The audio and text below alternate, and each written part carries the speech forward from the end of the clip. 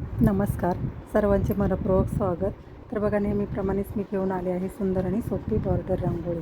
तर खूप सोपी आहे बघा ही बॉर्डर रांगोळी. तर बांगड्या ठेवून घेतलेल्या आहेत मी 5.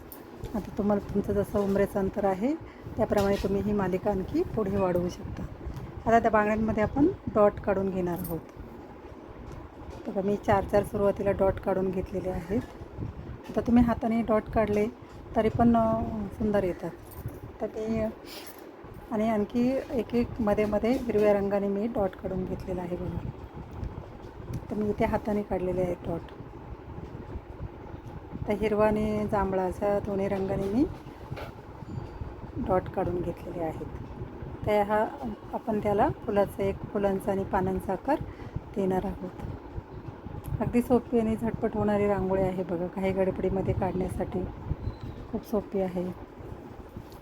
तर वरती मी थोडा पिंक कलर त्यावरती टाकून घेतलेला आहे.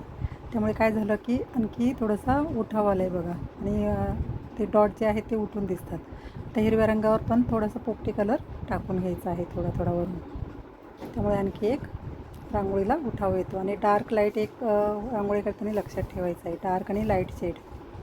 तर डार्क असेल तर त्याच्या बाजूला थोडासा लाईट टाकला की ती रांगोळीला एक उठाव येत असतो.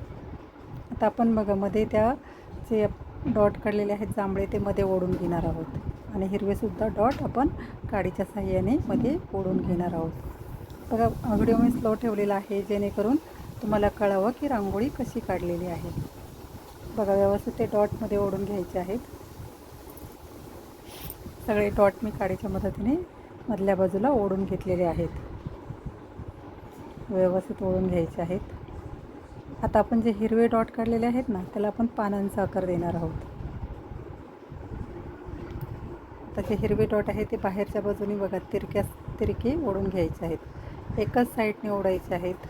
बघा, मी ज्या पद्धतीने ओढून घेतलेले आहेत ना त्याप्रमाणे ओढून घ्यायचे आहेत.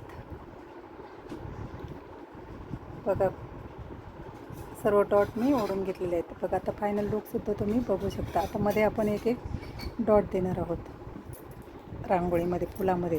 त्यामुळे फूल कसं उठून दिसणार आहे. बघा, मी पिवळ्या रंगाने मध्ये डॉट देणार आहे, ऑरेंज रंगाने मी मध्ये डॉट देणार आहे बघा. आता बघा, फुलं किती सुंदर दिसतात की नाही. तर बघा, सुंदर आहे रांगोळी. आणि मी रोज नवीन रांगोळ्या माझ्या चॅनलवर टाकतच असते. तुम्हाला जर आवडत असतील तर नक्की लाईक करा, शेअर करा, सबस्क्राईब करा. आणि तुमच्या काही सूचना किंवा काही प्रश्न असतील तर नक्की मला कमेंटमध्ये विचारा. मी त्या प्रश्नांची नक्कीच उत्तरं देईल. आणि अशाच नवीन रांगोळीसाठी भेटूया पुढील भागात. धन्यवाद.